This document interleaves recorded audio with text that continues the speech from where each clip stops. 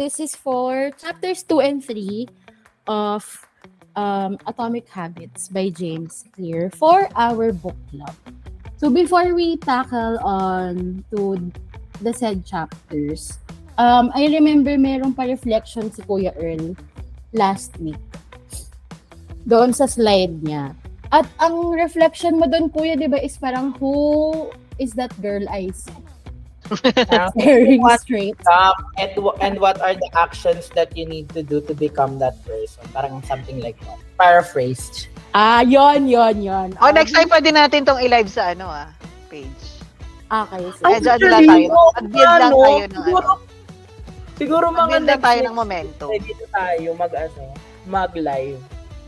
Kasi maganda din yung mga sharing. Okay lang yan kahit konti lang tayo kasi parang maging podcast na natin to. Trials. In preparation. Yes. In preparation yung live na live.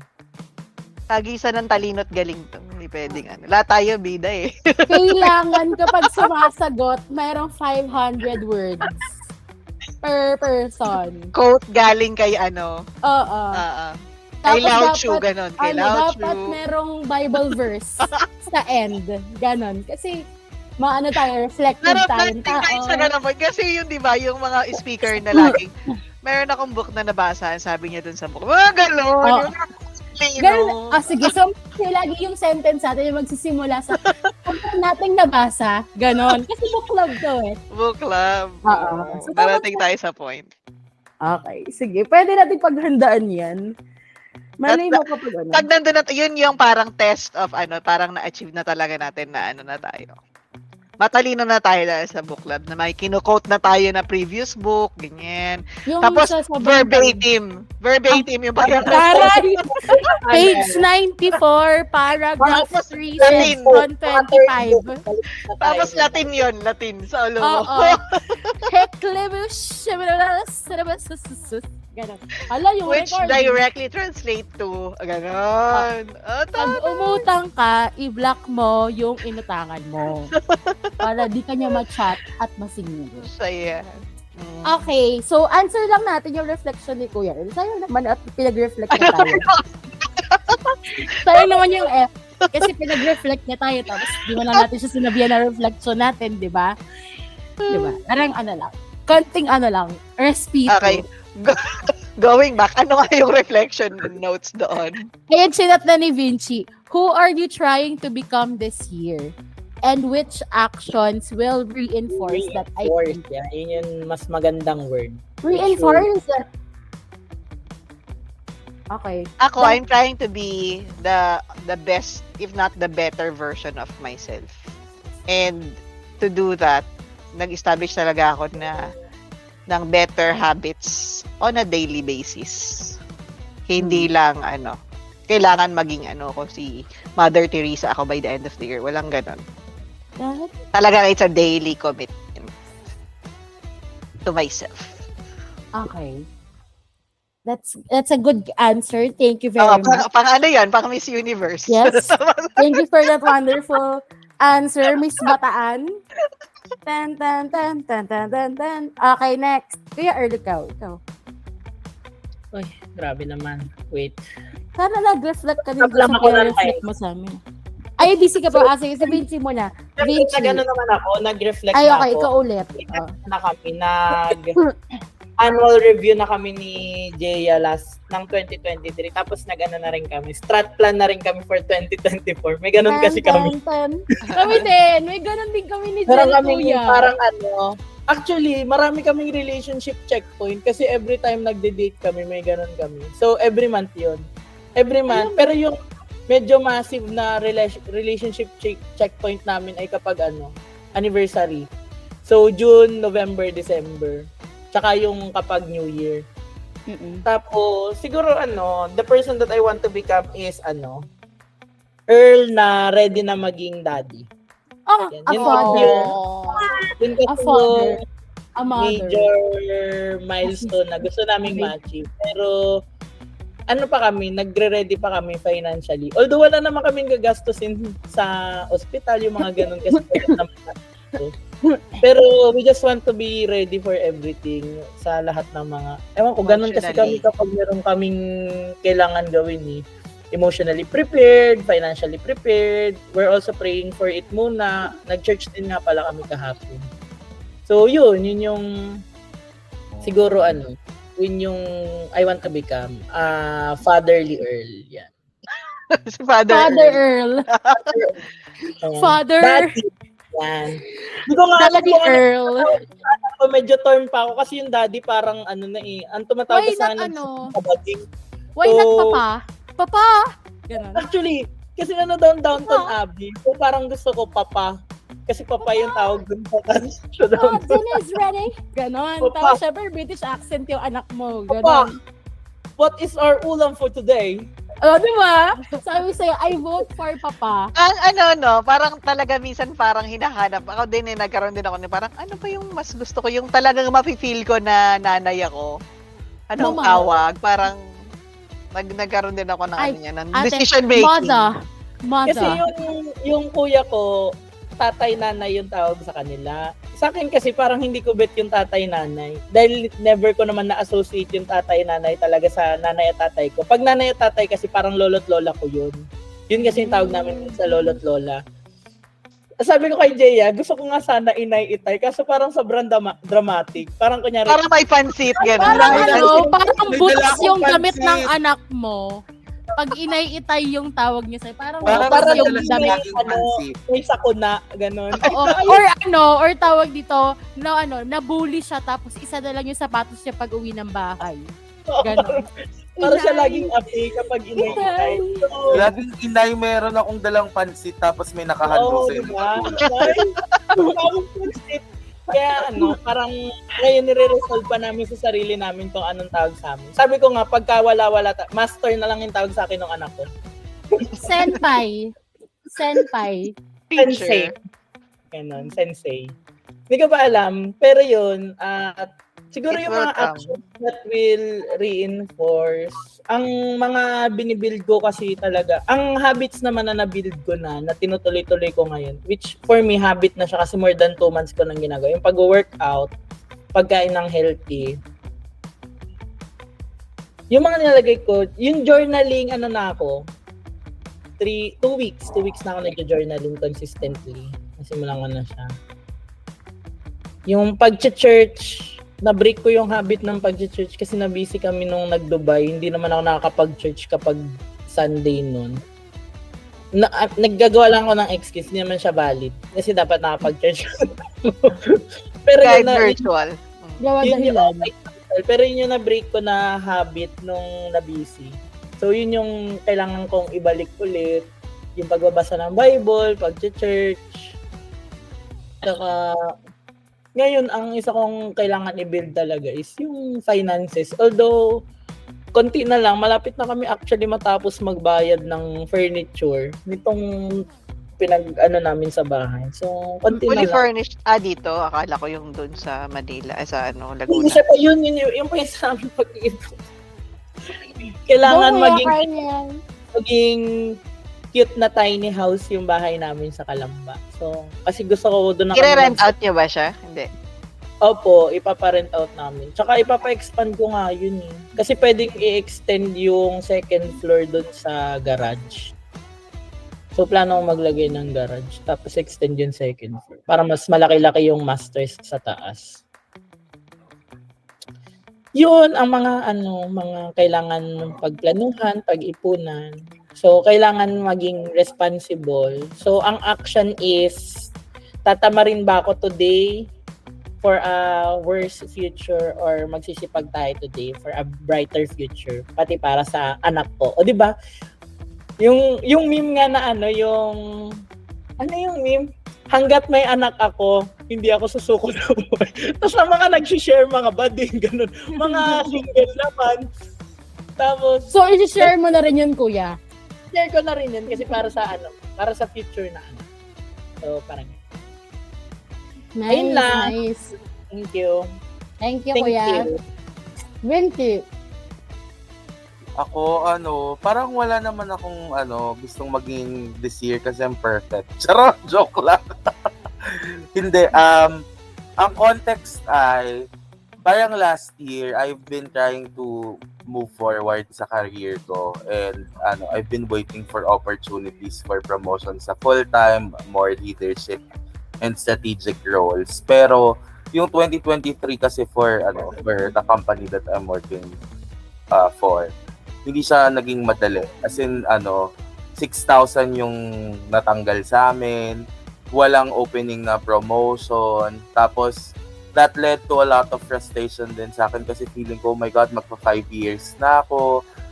Tapos parang feeling ko walang traction yung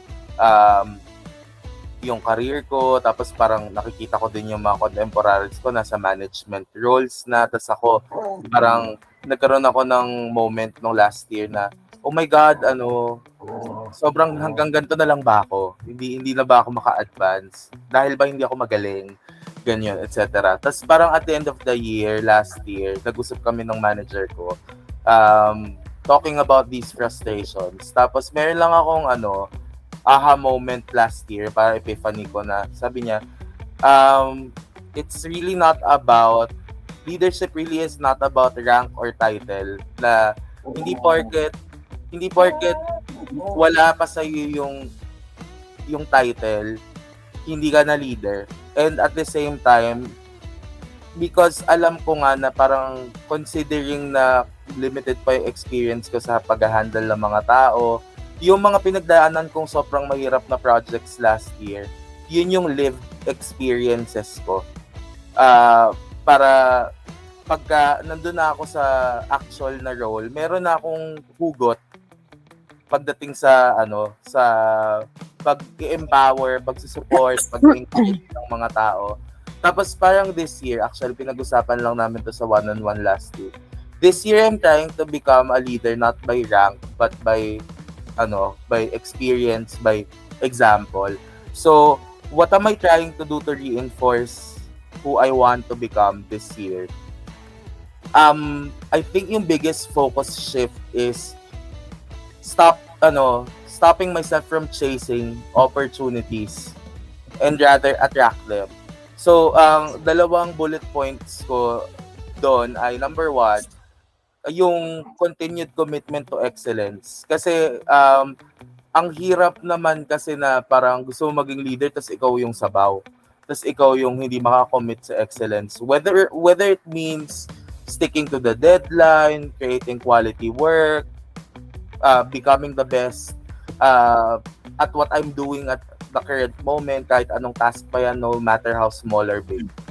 So, yun yung one. And yung number 2 is, instead of focusing on opportunities to get promoted, to get ahead, I realized that I lost joy last year sa trabaho ko because I stopped yung parang active na pagsusupport ko sa mga tao around me. Parang who I am and who I was in 2022 is a reliable teammate. Na parang feeling ko, dahil nga mas matagal ako doon sa mga ka-team ko, parang ako yung go-to person nila for help. Tapos noong 2023, parang nakulangan ako sa support ko kasi I'm chasing different goals na hindi naman nag-a-align to who I was. Or which I like somebody who supports other people. So yun, yung I'm gonna be more active in supporting other people, helping them out kasi naniniwala ako na by helping them out, i-uplift nila ako to where I wanna become. So yun. Yun po yung answer ko. Thank you very much. And Thank you very much. World peace. Wow, World it's so beautiful. World peace. Sorry. Nakalimutan ko. Muntik na. Pero yun. Ayun, hopefully, I'll get there. Thank you, Vinci. Inubo lang ako ng inubo habang nagsasalita si Vinci. Hindi ako nakahinga. Pero I'm back at hinalap ko na rin po yung file. For me po, sa akin, who are we trying to become this year? Siguro, I'm trying to become someone who, a person na parang feeling ko for the longest time, hindi ako. Kasi, magkaiba ko kami ng career perspective ni Jel when it comes to work. Si Jel kasi yung, I wanna aim for the stars, shoot, fly, let's go, fly tayo. ako yung person na magsabi, sige, tulungan kita mag-fly.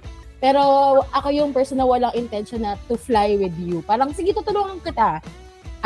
Kailangan mo ng fuel, kailangan mo ng promotion, kailangan mo na gagawa ko ng paraan para matulungan kita mag-fly. Pero wala sa intention ko na sumama once you fly. Parang ang gusto ko lagi ako yung sa background. Ako lang yung naaaligid na gilid. Yes. Yung, kumbaga kung sa teatro, ako yung taga-ayos ng props, taga-ano ng lighting. Yes, sa background lang talaga, hindi ako yung artista. Ganun yung pagkaka-view ko of my... So you're ready to be a star. Yes! This year, sabi ko, gusto kong maging artista. This year, gusto ko maging bomba star. Gusto ko maging artista. Ganun. Hindi, bomba star. May tatlong R, bomba star. Kasi parang Ready na yun. sa At saka hindi, ano rin yun, galing din yun sa wise words ni Mami Cristina Montian. Na kailangan nating maging artista at times, hindi tayo puro stage manager forever sa buhay natin. So parang for the longest time, yun yung iniiwasan kong role. Tapos parang this time, sige, paano kung hindi natin iwasan? What if i-embrace natin? Anong mangyayari? So, yun yung person that I'm trying to become this year. Actions to reinforce that identity. I think sobrang na-appreciate ko last week yung thought na people showing up sa mga calls, sa mga meetings. Kasi ang bilis, ang dali mag-reschedule, ang daling mag-cancel, ang daling magsabi na you're not available. Pero yung the fact that you show up, whether it's hard for you or not, is parang a big deal. Whether it's paid or not. Yeah. Diba? Sobrang big deal nun. Lakan yung showing up. So parang, tumatak lang siya sa akin last week ate nung nag-VA huddle, tapos nag-touch point kami ni Eliza na parang napakadali lang i-cancel ang mga calls na to, pero yung showing up is a big deal for yourself and for other people as well. So parang feeling ko, that's one of the things that I would like to reinforce, yung to push myself to situations that I am not 100% comfortable in, pero I know that I would benefit in. So before kasi pag hindi ako comfortable, ayoko, kahit alam ko mag-benefit ako, okay na ako dito, hindi, ayoko yan. So I'll try my best to be uncomfortable. Kasi yun yung iniiwasan natin eh. So mali mo, daan doon ng sisi sa tagumpay. Tsaka marami rin kaming goals. Parang parehas kami ng goals ni Kuya Earl. So marami rin kaming... Maging daddy. Maging papa. Char, di dami ko na anak, Kuya Earl. Meron ako 3 aso. Pero So, ang goal ko kasi namin ni Jel ay mapaayos ang bahay, mapa-improve, and maka-discover ng business. I do this. Diba? Maka-discover ng business for the house. Kasi malaki yung space ng bahay. So parang napag-usapan namin na why not gawing business yung baba. Parang ganun. So, syempre with that, Pera. wetengan, ganon, bingguhan. Lagay na lang ako, kunyari lagi na lang kami may lamay para pwede magpabingo. Mga ganon. Pero ayun, so syempre kailangan, with that kind of dreams and goals, kailangan natin ng fuel, ng funds for those. So, ipon-ipon and work, hanap ng paraan. Yes, so happy naman, looking forward to good things. So, yun lang po ang this year. Isa pang doc dun sa ginawa last week ni Kuya para yung takeaways natin, masulat din natin. So, basically po, dito sa presentation ko, sinulat ko na yung mga pa-takeaway ko kasi parang hindi ko nabasahin. Parang hindi ko nasabihin. Para kayo na lang, bibigyan ko kayo ng chance mag-shine. Tapos mamaya may activity nga tayo. So, may email lang dito Pwede, na... patingin daw ng present now. Pag pinresent mo daw na issue. Okay, let's start presenting. Nakita nyo the difference? Nakita nyo the difference? Bakit siya? Nice, oh. There's the difference. See? There's a difference. Pwede mo rin siya i-download ate. Pwede mo siyang gawing PDF. Parang din, Canva din yung interface na. Yes, pero ang focus lang nung AI na to is creating presentations. Ganun lang siya. So, ayan. Summary tayo ng chapter 2 and chapter 3. Tapos, mga key takeaways natin. So for chapter 2, how your habits shape your identity. Feeling ko, gets ko na kung bakit yun yung pa-reflection ni Kuya Earl kasi yung chapter 2 ay regarding sa identity natin. So medyo connected. Pero basically sa akin po, ang naging key takeaways ko for chapter 2 is one is to really know who your true self is. Kasi parang 'di ba we have different personas in different types of friend groups, people, yung mga ganun. Sa iba't iba nating tropa, meron tayong iba't ibang person. And sometimes it affects, hindi pala sometimes, and yung persona na yun affects our personality, our character, and our habits. So, reading yung chapter 2, I realized na the reason why I'm struggling or parang nag-fall back ako sa bad habits ko when I try to start good ones or I try to start a good routine is because ang binabago ko lang is yung result. Gusto ko mabago yung result. Pero hindi ko binabago yung sarili ko na kasi ito na dapat yung ini-embody mo na. Malinis ka ng person. Gusto mo na maligo everyday. Or organized ka ng person. Ayaw mo na ng makalat na drawer. Yung gusto ko lang yung quick results or gusto ko nang mabilisan na change. And hindi siya nagiging sustainable or hindi siya nagsistick. Kaya hindi ko siya nagiging magandang habit. Kaya ako nag-fall back. One thing then na I realized while reading this chapter is that yung core beliefs natin and yung values natin naka-tie down dun sa identity natin.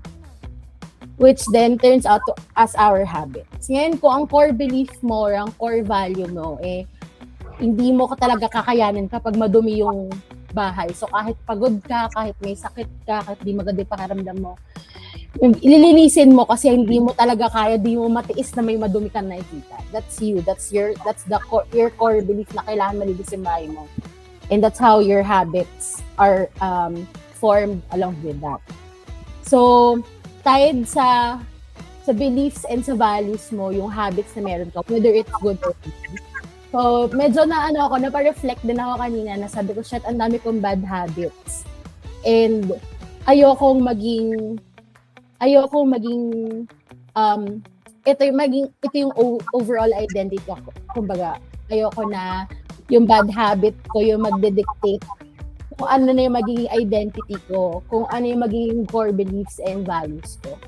So, kahit nahirapan ako kanina, tinry ko yung best ko na i-break yung mga bad habits ko na sabi ko, instead of doing this, iba yung gagawin ko. Instead of my usual na nakatunganga ako, ito yung paggagawin ko. So, parang every time na naghahanap yung utak ko or yung sarili ko ng dahilan na, uy, magpahinga ka naman. Uy, mag-cellphone ka naman. Uy, check mo kaya yung TikTok, baka may bagong post, si ganito. Parang tuwing nararamdaman ng katawan kong gawin yun, parang lagi sabihin, no, ayoko, this is not my identity. Gusto kong ibahin yung nakasanayan ko. Parang ganun feeling. And then, lastly, na takeaway for chapter 2 is the role of environment. Ito yung, sinabi na niya, exploring how our habits are a reflection of our environment and identity. So, lalo na before, no nasa Pateros kami, super duper sikip and gulo ng bahay. Tapos parang takang-taka kami ni Jel kasi laging magulo yung isip namin, lagi kami di maayos, gano'n. Tapos lalabas kami to work, tapos parang, ay, ang saya naman, ang tahimik naman, nakakasipag, ganyan. Tapos as it turns out, kasi hindi kami happy doon sa environment namin sa Pateros. Dahil nga magulo, masikip, and all. Hindi siya helpful sa mental health namin. And therefore, dun sa nagiging attitude namin whenever we're around that type of environment. So, yun. Na-discover ko lang. So, dito sa bahay, I try to make it a point na every day, after ko mag-work, nililigpit ko yung gamit ko. Dati kasi iwan ko lang sila tambak lahat sa lamesa. Bahala na kay bukas. Ganun.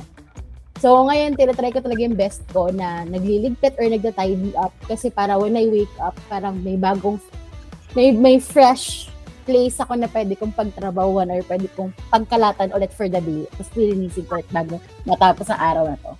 Pero ayun, yun po yung takeaways ko for chapter 2. Ayan. And then, before we proceed to chapter 3, gusto ko na rin tanungin yung key takeaways nyo for chapter 2 para pare-parehas tayo, sabay-sabay tayong lilipat ng chapter. Hindi tayo magpapabalik-balik ng chapter. Okay, sige. Si Vinci muna. Vinci, ano ang key takeaways mo for chapter 2? Okay, for me,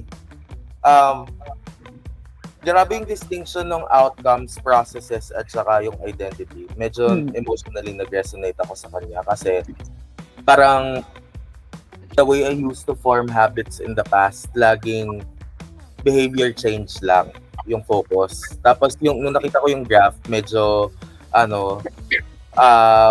realize I'm doing it backwards. Tapos saktong-sakto din kasi yung one of the habits that I'm trying to maintain lately is yung meditation.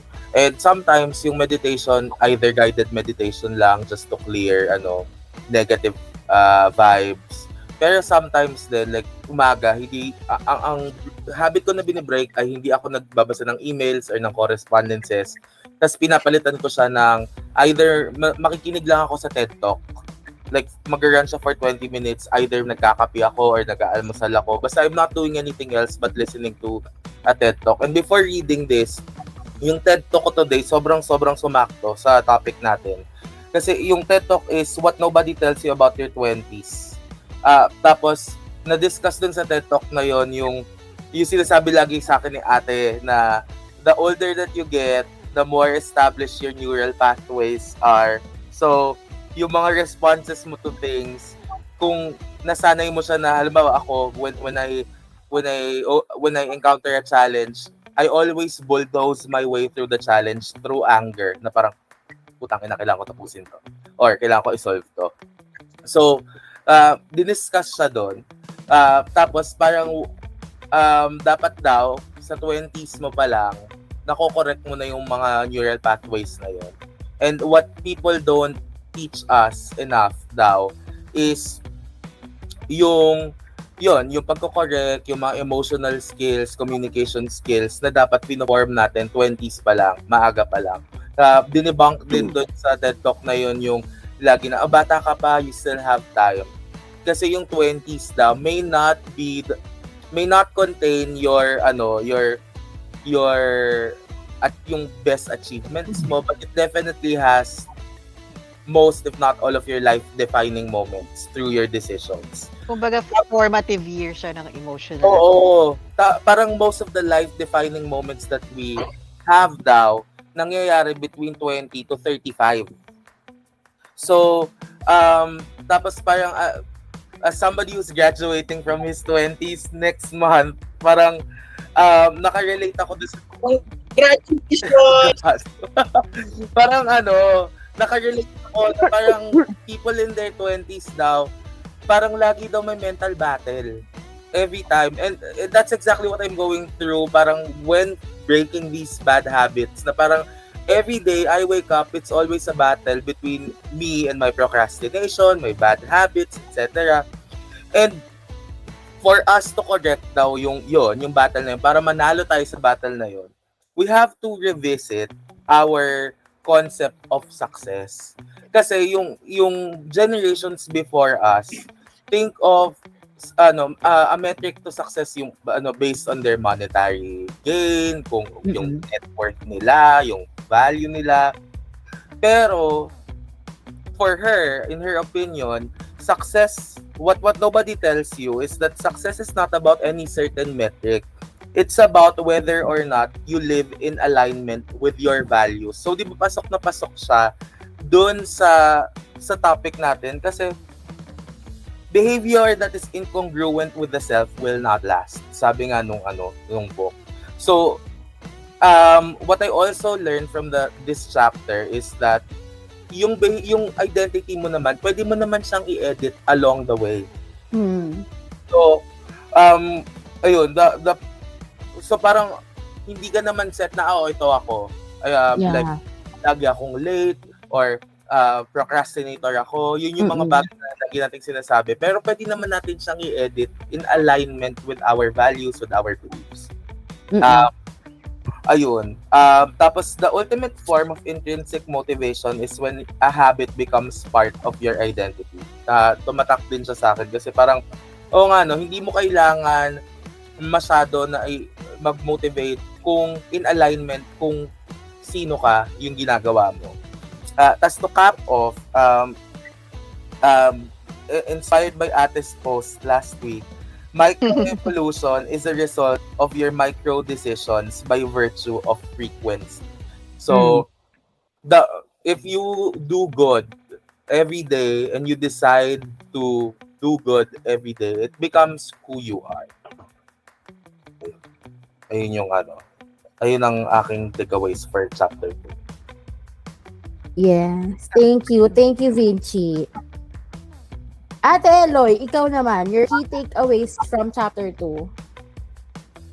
Wala, dali. Isulat ko lang yung mga Dapat nagsusulat ako yung mga...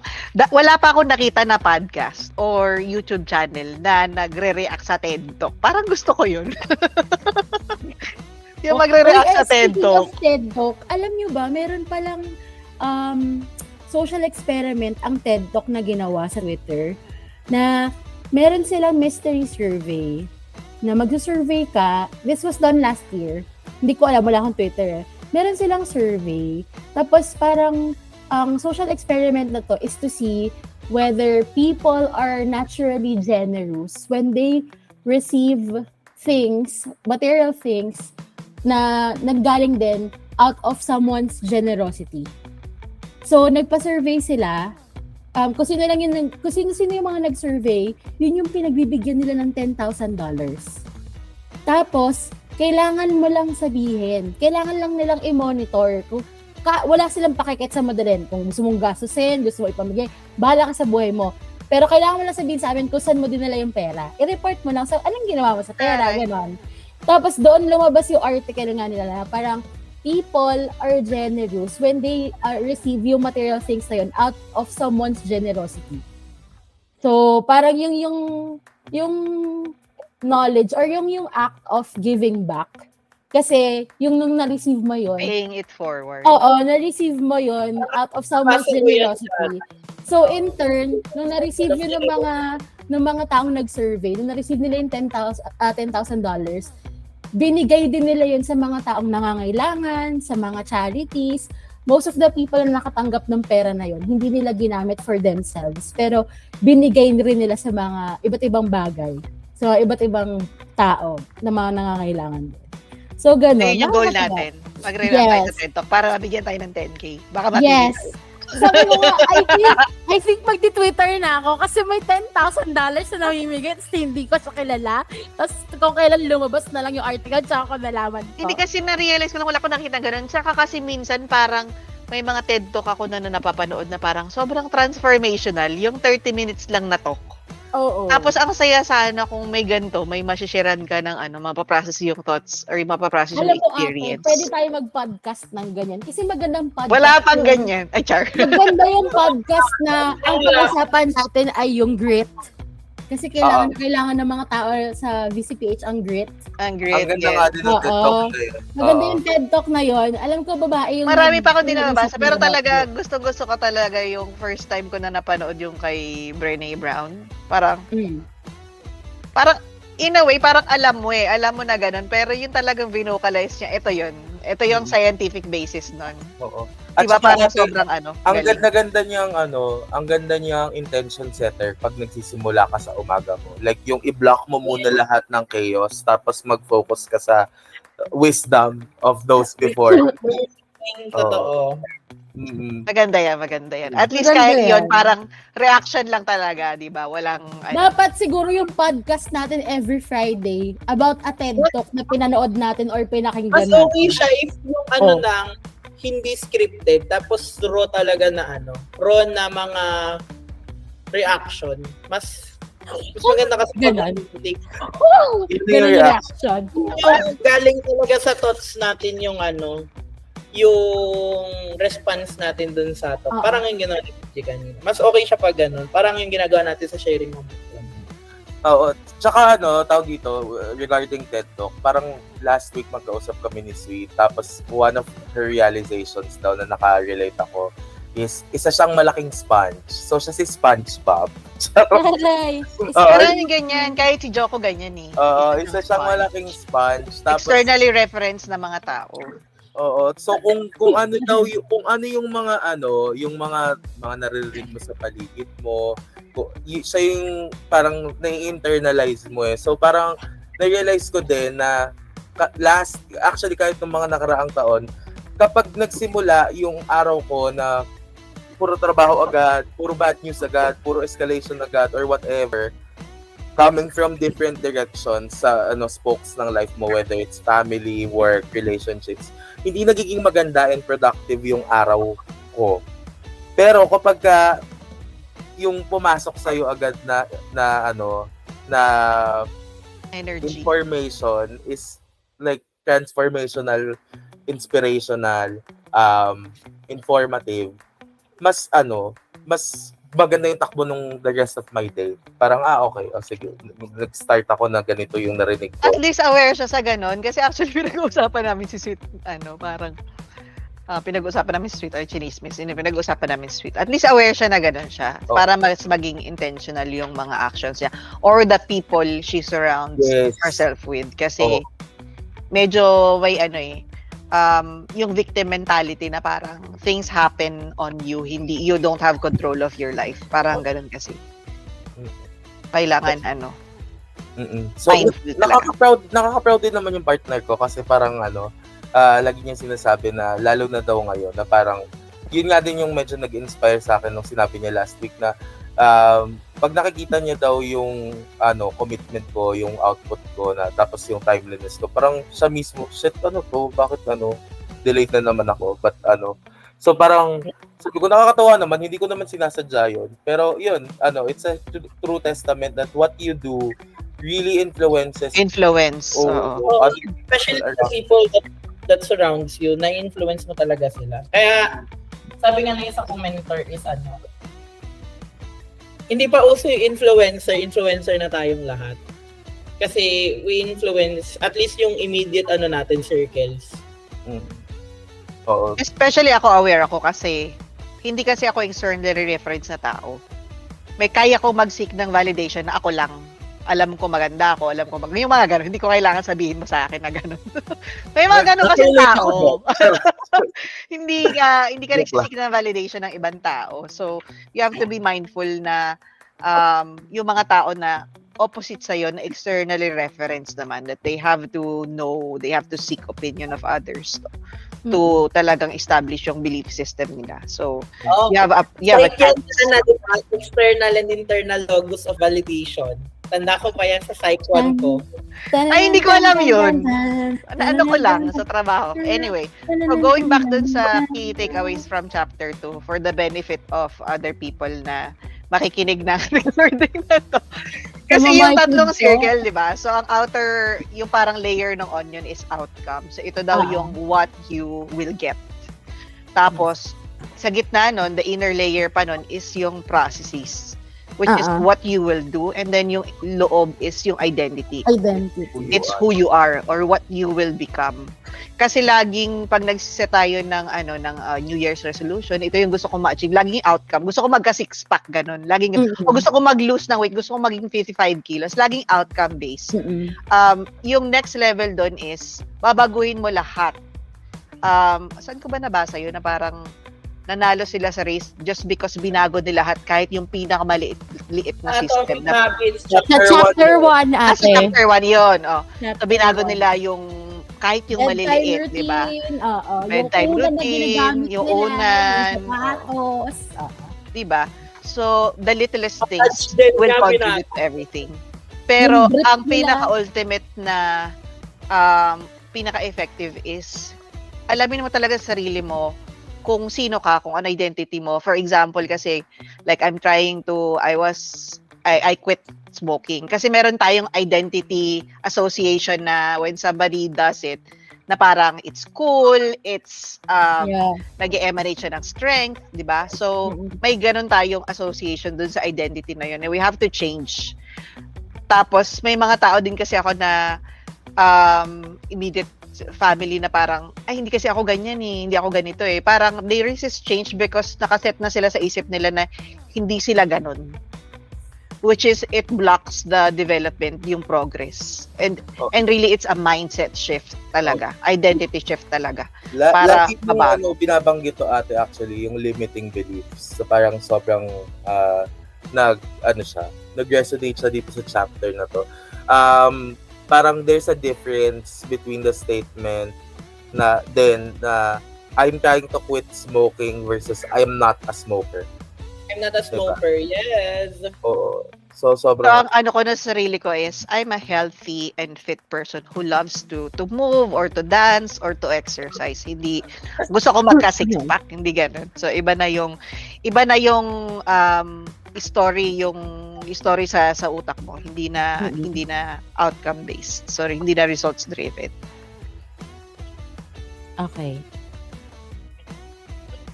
Yun lang. Akala ko meron pa. Thank you, Ate Eloy. Ang dami Girl. nagde-develop ng mga ideas. Ang daming lumalabas ng mga ideas. I love Diba? it. Nakakatawa. Chapter 2 pala to. May chapter 3 pa. Okay, Earl Ito lang pala. na. Ito naman tong podcast na to. Sa mga manonood nito, congratulations na agad. Charing. Thank you po sa pagtsatsagaan nyo kasi ang dami nyo matututunan dito. Ganon. Siguro ang pinakaunang pumasok sa akin dito is, ang first personal development book kasi na nag-commit talaga akong basahin from end to end ng on my own volition is yung Secrets of the Millionaire's Mind. Tapos dun sa book na yon, meron rin kasi nga 'di ba, lahat naman ng self-development book tuturuan ka talaga kung paano mo i-form yung character mo. So, ang kasi doon, yung way niya ng pagkakadiscuss ng identities. First, it happens in the mind. So, anything na gusto mong ma-achieve, it happens twice. So, first, in the mind, it happens in the mind, then it happens in reality. So, by thinking of it, you manifest it. Tapos may flow kasi yun, yung cycle of manifestation. So, mag-start siya sa ideas, then yung ideas mo, or yung thoughts, it will influence yung actions mo. Yung actions mo, kapag nire-enforce mo siya ng nire-enforce, inulit mo siya ng inulit, yun yung magiging mong habits. Then, kapag yung habits mo, na maintain mo siya long enough, it will become your identity. And kung ano yung identity mo, yun din yung magre-reinforce ng thoughts mo. Kaya, talaga siya, cycle talaga siya. Kaya, whenever, ito yung trinay ko rin i-grow sa sarili ko kasi before, naghahanap rin ako ng mga motivations, external motivations. Kasi may time rin naman na nagkaroon ako ng dark times na hindi talaga ako motivated as a person. 6 months lang yun, pero feeling ko 3 taon. Yung effect niya sa katawan ko, yun yung pinaka-stressful na part ng life ko, right after graduation sa first job. Tapos, after nun talaga naghahanap ako ng motivation to move, even to wake up, to sleep, basta ganun. Tapos, hanggang sa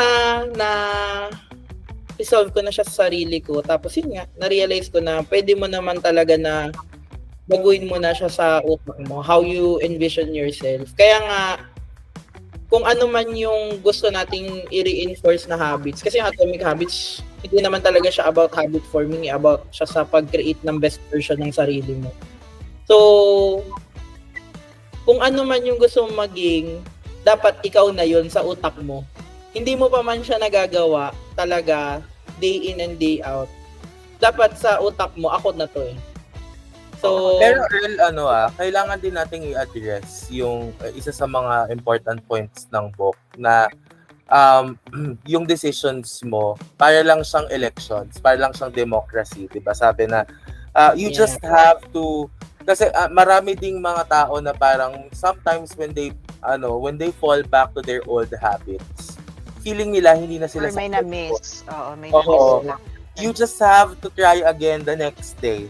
And Totoo. make sure na in the long run, the decisions that you make, the positive ones outweigh the positive days na you chose to become a better person, outweigh yung mga araw na na hindi mo siya masyadong napanindigan. So, ayun, I guess what I'm trying to say is, if you fail another day, may bukas, do better tomorrow.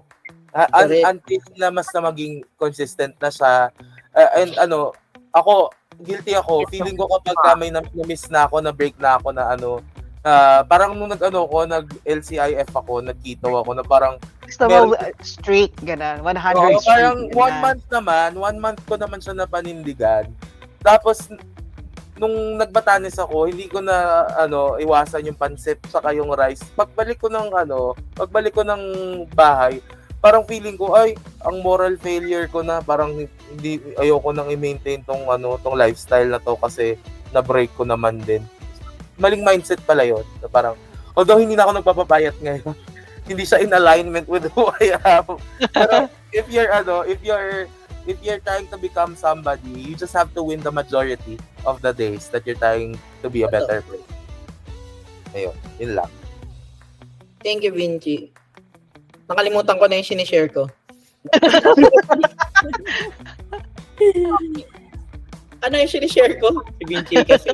Nawala na yung sota ko kasi parang nag-pop lang yung, oo nga, parang ayun nga yung sabi ni Vinci. So ako, meron akong training. Hindi ko na maalala kung saan ko ito napanood. Probably a TED Talk or a YouTube video. Alam ko na, Mindset Mentor.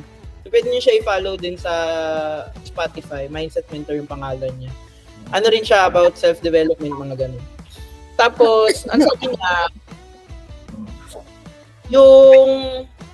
if you want to reprogram yourself, your brain, yung ikaw, yung persona mo, how you see yourself, dapat nag-visualize ka. So, parang yung sabi niya, yung meme nga na Delulu is the Solulu. So ako, kunyari, Ano yun? Delulu is the Selulu. Solulu is solution. So parang delusion is the solution. So parang ganito, nakakatawa lang yung meme, pero totoo yun kasi yun nga rin yung tinuturo ng mga self-development coach eh. Parang kunwari, pag ako, pupunta akong gym, kasi may locker room yung gym dito. Siyempre, nakahubad muna ako, ganyan. Tapos, feeling ko, nakikita ko na yung sarili ko na pump na yung chest ko, na matigas na yung biceps ko, yung triceps ko is defined na, ganun na ako. Tapos feeling ko, lit na ng chan ko. Ganun na ako nag-i-start ng, yun yung pre-workout routine ko. Ini-imagine ko muna na healthy na ganun. Tapos din, kapag bago matulog, kasi may habit ako na, hindi ko alam kung normal ba to kapag bida-bida. Pero, pag hirap ako kapag ganyan lang na busy season, hirap ako matulog kapag feeling ko hindi ko pa natatapos lahat. Pero natutunan ko kasi ito dun sa dati kong PM work, yung sa government na hindi mo matatapos lahat. Yung trabaho ay hindi nauubos. So, ang ko noon, ang orasyon ko since then is kailangan, before ako matulog, alam ko na yung gagawin ko bukas. Alam ko na yung main action items ko bukas. Parang So, alam may ko agenda ka na ready for tomorrow. Kaya pansin nyo, laging end of the day ako nagpapasa. End of the day ko, ako nagpapasa ng stand-up. Kasi doon ko na-check kung ano yung nagawa ko for the day, tas ano yung kailangan ko gawin for tomorrow. Sa akin, mas nag-work yung ganon. Hindi ko kaya yung pagsa-start ng araw. Pero pwede ko naman siguro baguhin. Pero sa akin lang, nag-work yung end of the day. Kasi yun na rin yung end of the day reflection ko para alam ko yung gagawin ko bukas. Tapos bago ako matulog, meron pa akong affirmation sa sarili ko. May affirmation ako sa sarili ko pag gising ko. May affirmation pa ako sa sarili ko pag tulog ko. Pag tulog ko, ang affirmation ko is I'm a high-performing professional. Yun yung bago ko matulog. I'm a high-performing professional. I am patient. I am kind. I am gracious. So, ganun. So, lalo na yung patient, kind, gracious, hindi kasi ako lahat yun. So, kailangan ko siya i-affirm ko every single night. Kaya, feeling ko naman, humaba na yung pasensya ko kasi dati talaga, kapag tatanga-tanga ka, si semplangin talaga kita, ganun. So, wala naman ako dun. Malayo na ako dun. Pero, syempre, minsan, napapatit pa rin yung PC. Kaya kailangan i-affirm mo pa rin sa sarili mo. Tapos, I'm a every morning, patient man, ganon. share ko lang sa inyo yung prayer/affirmation ko. So, every morning, meron akong 5 points to affirm my day and myself. So, una is yung I am grateful for this day. So, hindi ko alam kung nagpe-pray ba kayo kay Lord, ganon. Pero yung I am grateful for this day is you can set it to the universe or you can set it to your creator kung ano man yung pinapaniwalaan niyo.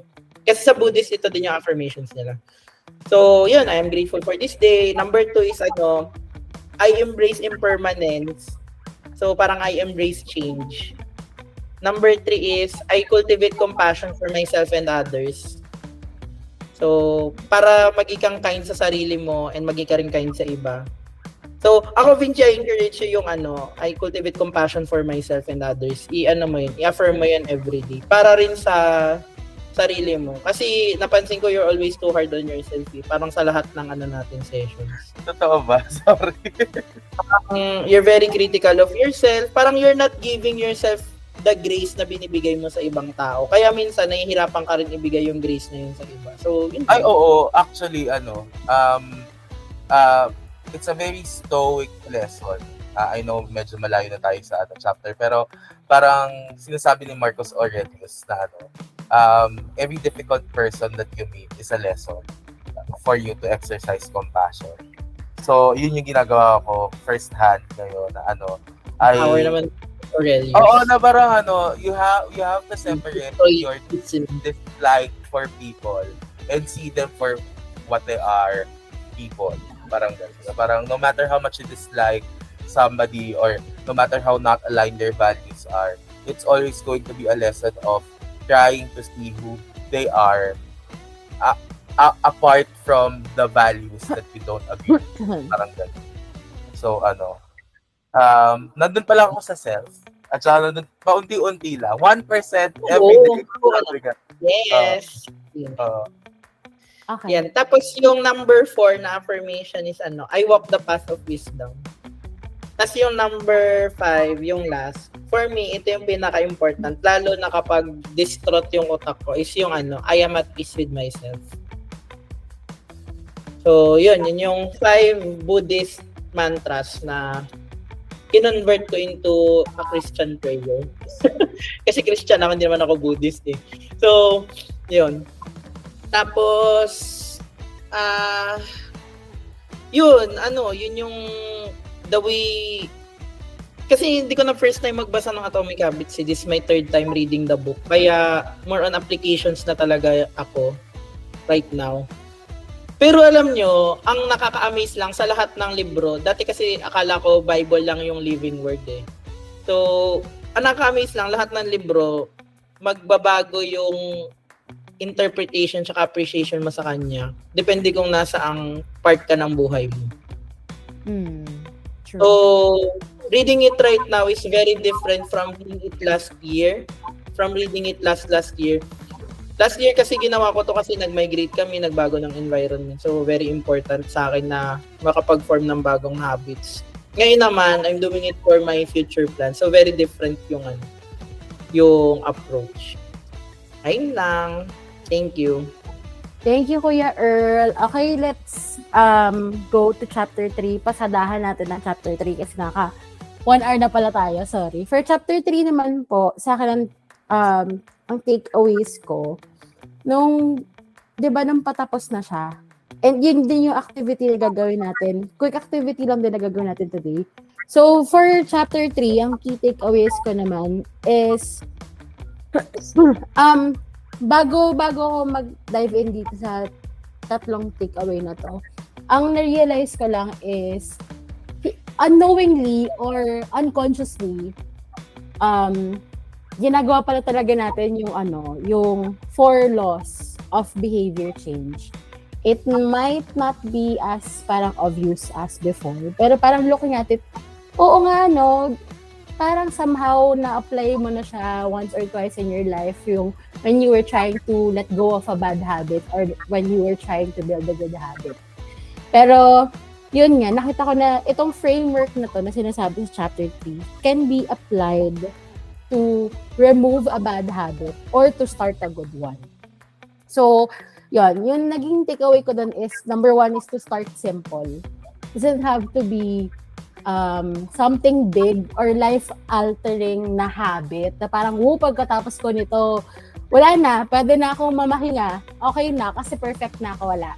Kasi you can always start as small as you can. Katulad nga nung sabi sa chapter 1, sa pinakamaliliit na bagay, pwede kang mag-build ng habit doon as a start.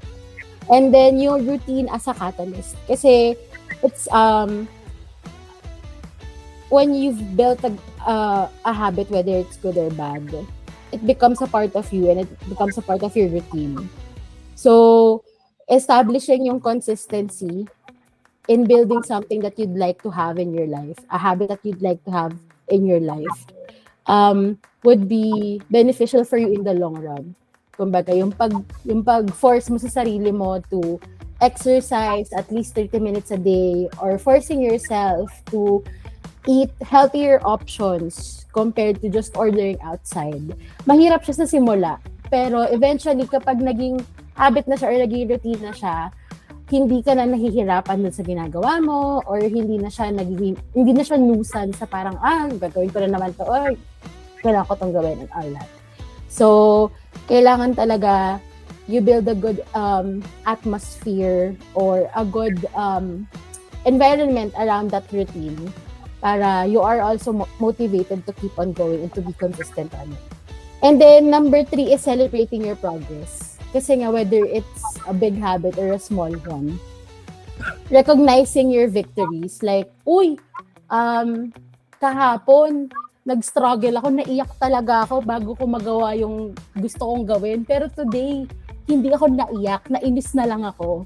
Parang, kumbaga, mapakalit lang na bagay na wala ka pa talaga dun sa goal mo, wala ka pa talaga dun sa overall outcome na gusto mong ma-reach dun sa sinet mong goal na yun for your habit. Pero yung small changes in your behavior, small changes in your demeanor on how you work on your habits or how you consistently build on it is already a victory in itself. So, yung mga celebrating small victories and reinforcing positive habits na nawiwirdohan sa akin si Jel kasi kapag naghugas ako ng pinggan, pag kunyari malapit na ako matapos, sabihin ko, good job, Jana. Konti na lang. Good job, Jana. Kutsara na lang. Wag ganon. Yung, something to keep me going. Para kailangan ko i-motivate na yung sarili ko. Last stretch, andun ka na. Pero parang sa ibang tao, grabe naman, naghugas lang siya ng pinggan. Pero for me, a person who's trying to build a habit, gusto ko nakakapaghugas ako ng pinggan, sa akin big deal na siya pag nakita ko konti na lang yung hugasan ko, or yung konti na lang ako, tapos nag-struggle ako, kailangan ko pa i-push, kaya mo yan, konti na lang, sige na. May mga gano'n, may mga internal struggles din, and at the same time, yung you-recognize na these are the things na you're struggling at right now, and you're still doing it regardless whether you're struggling or whether you like it or not, diba? So talagang pa rin siya. It's still considered as a victory. So ayun po naman ang takeaway ko sa chapter 3. And natuwa ko dun sa last part na yung first law to fourth law, yung cue, craving, response, and reward. Ginawa nila ng alternative na parang make it obvious, make it attractive, make it easy, make it satisfying. And ganun din yung parang wording when you're trying to break a bad habit. Make it invisible, make it unattractive, make it difficult, make it unsatisfying. Kasi parang ganun nga wired yung utak natin na parang our brains are wired to aim for something when we know na may makukuha tayo na reward in the end. Parang, actually, unknowingly, nagawa ko siya nung Friday, Saturday, madaling araw na nag-catch up ako sa SOP ni Deepa Taylor. Sabi ko, shucks, medyo napupurga ako dun sa Loom. So, ang ginawa ko, kunyari, pag nakatapos ako ng isang Loom video, or pag natapos ko yung isang task na move ko to design, i-reward ko yung sarili ko ng getaway car ni Taylor Swift na mag-video ko muna ako ng getaway car. Tapos after ko mag-video ko ng getaway car, makikinig ako sa Next Bloom. Tapos kapag na-move ko na yung sa design, okay, kakanta ulit ako on the Wings of Love naman. As in, gamit ko yung mic ko tsaka yung speaker ko sa bahay. Yung mga yun yung, dun nakawire yung utak ko na kapag na-move mo tong task na to design, pwede ka pang kumanta ng isang mong song na gusto mong kantahin. So medyo parang inuto ko lang yung sarili ko nung weekend. Pero as it turns out, nakakatawa kasi parang hindi naging laborious yung trabaho. Hindi ako nag-struggle na bad trip ako sa ano ba yan? Dami ko ba pakinggan? Ano ba yan? Di ba ganda yung audio? Ano ba yan? Uulitin ko yung loom. Yung ganang feeling na hindi siya sa akin naging dreadful kasi ang nilook forward ko, meron akong magigain after matapos yung task niya. So, ayun lang. Yun lang naman po yung takeaways ko for chapter 3. Na utuin po natin ang ating utak. Charis. Mauna na ako kasi hinihintay ako nung laundry ko sa baba. Sarado. Ay, go. So, ako naman, parang na-cover mo na lahat. Pero, isa lang yung nag-stick sa akin na, again, another, mindset shift na habits do not restrict freedom. They create it. Parang, akala ko dati pag, creature of habit ka, very inflexible ka. Pero, the way that the chapter explained it, yung utak natin being reward seekers, pagka automated na yung task sa utak natin, yung mental load, mental energy natin, and energy in general, pwede nating i-spend sa mga other tasks na bring value into our lives. So, ayun, super laking impact lang sa akin today nung nabasa ko na it's actually freeing to have habits kasi you create more time for yourself, you create more energy for the things that you like kapag mas madali na sa'yo. Pag nagpo-fall ka na lang sa automated process mo, pati sa utak may automation.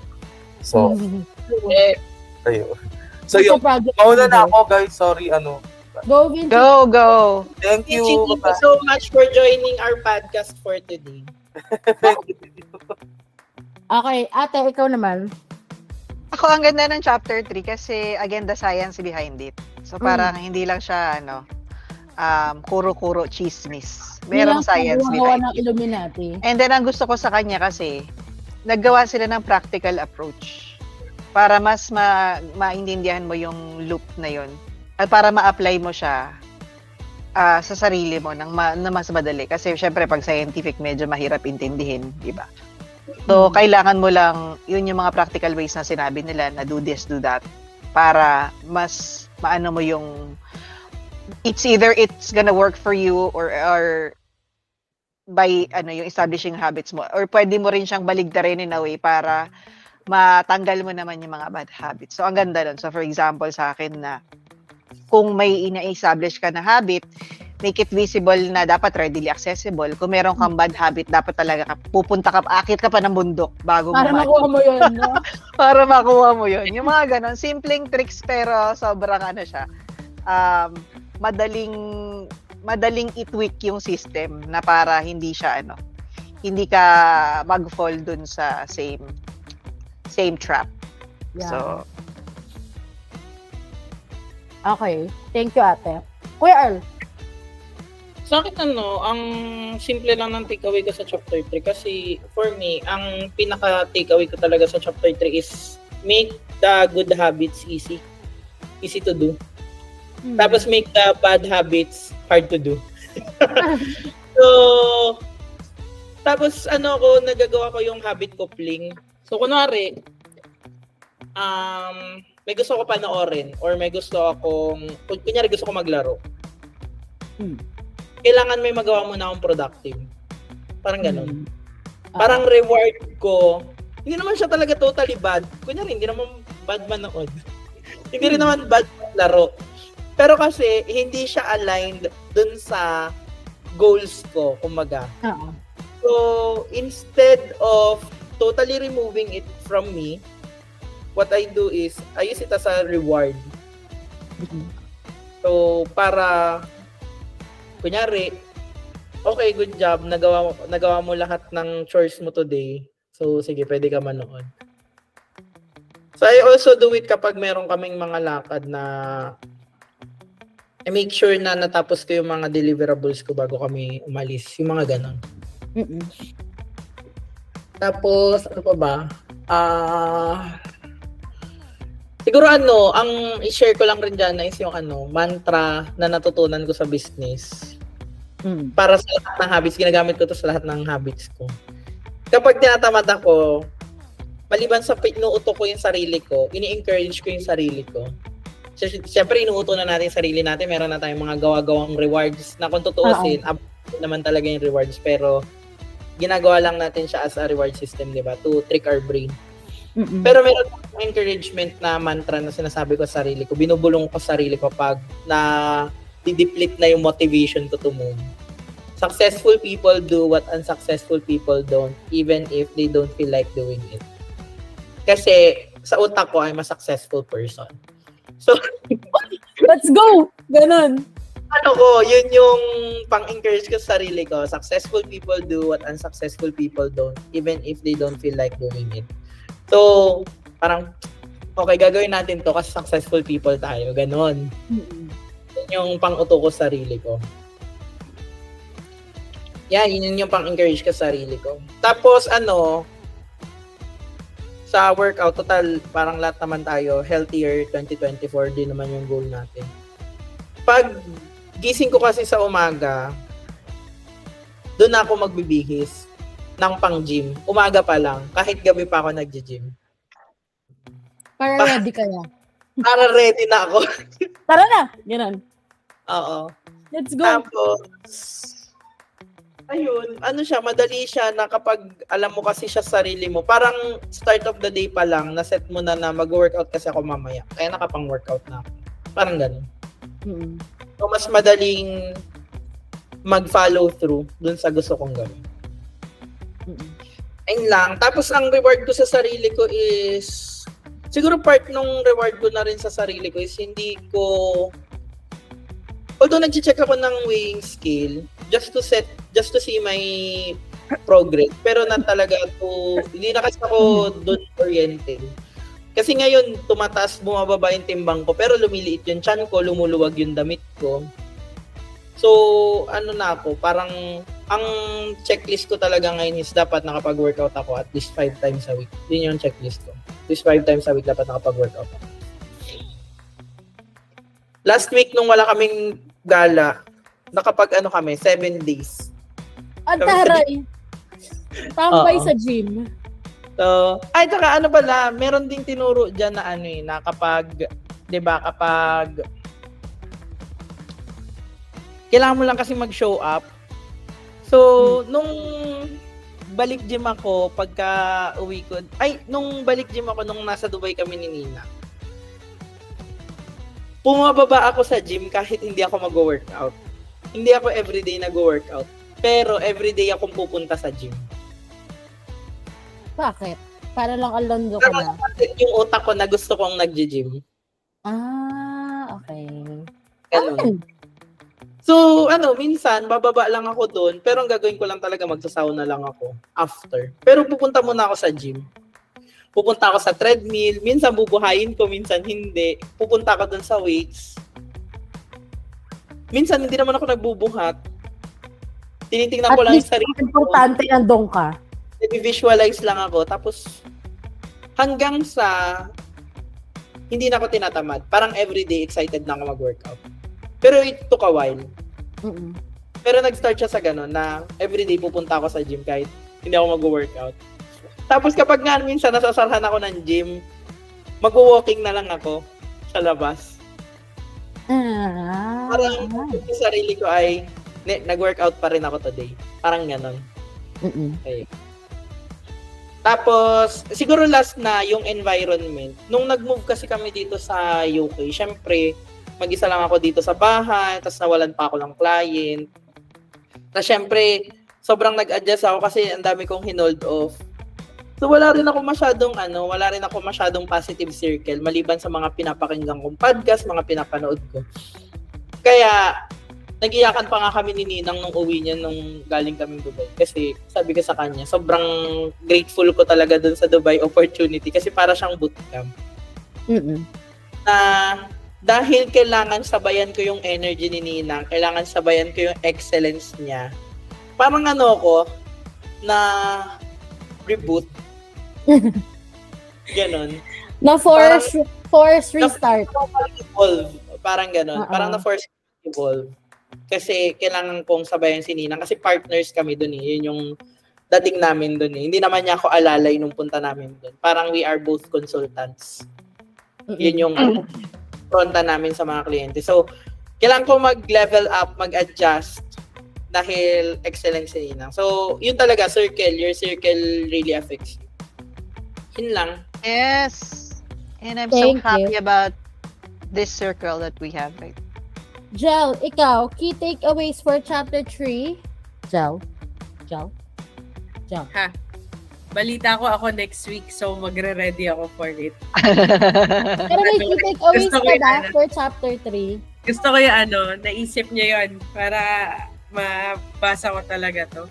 Pero yun, similar with what people said din, medyo inuuto ko rin yung utak ko to celebrate progress. So ngayon tinatry ko make ng habit to use a Pomodoro timer. Actually, very helpful tong nakitang novelty ni Jana na Tamagotchi timer para doon.